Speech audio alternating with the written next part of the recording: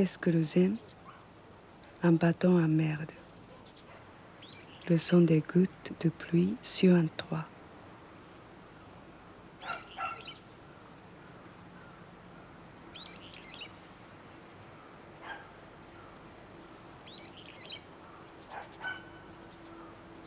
Nous goûtons des choses juste du point de vue de notre conscience ordinaire. Et là, nous utilisons logique. Nous imaginons notre forme. Par exemple, nous pensons que la forme doit être triangle, rond ou carré. Mais en réalité, dans la nature, il n'y a rien comme ça. C'est plus délicat. Hein? Mais nous pensons que la forme, c'est quelque chose comme ça. Et nous vivons dans cette sphère. Hein?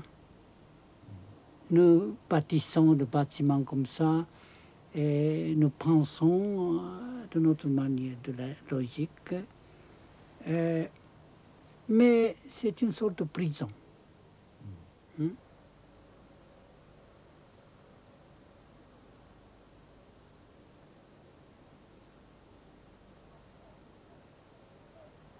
Quand on voit la fleur, la logique nous dit, la fleur n'est pas moi. Moi, je ne suis pas fleur. C'est logique. On dit que c'est absolu. Hein? Mais quand je regarde une fleur, hein, je ne suis pas coupé de fleur. Je suis fleur. Fleur et moi, c'est là, unis.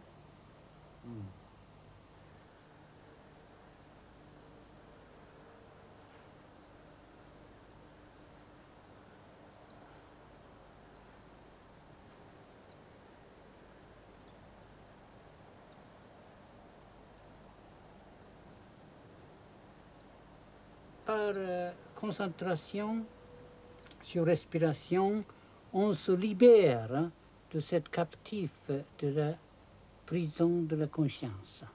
Hein. On commence à entrer dans la sensation de l'être, au niveau de l'être. Oui. Pas à l'intérieur, pas à l'extérieur, au-delà.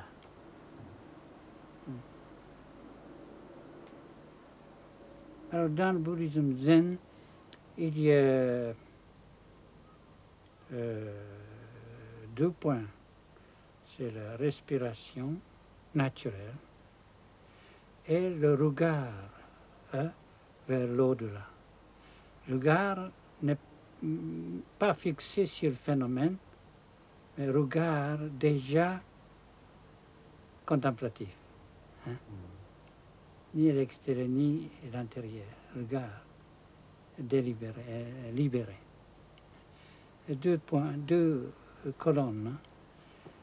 C'est la liberté où on commence à vivre selon la lumière d'au-delà, selon le souffle hein, de Bouddha.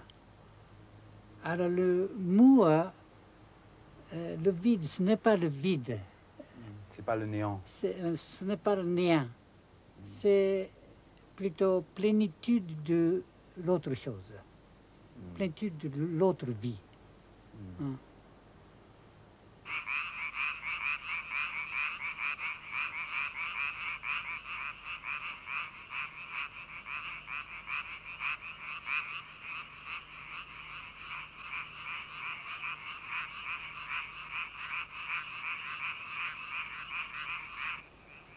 C'est au fond de l'être. Au fond de l'être. Oui. Il y a une source. Il y a une source. Ouais.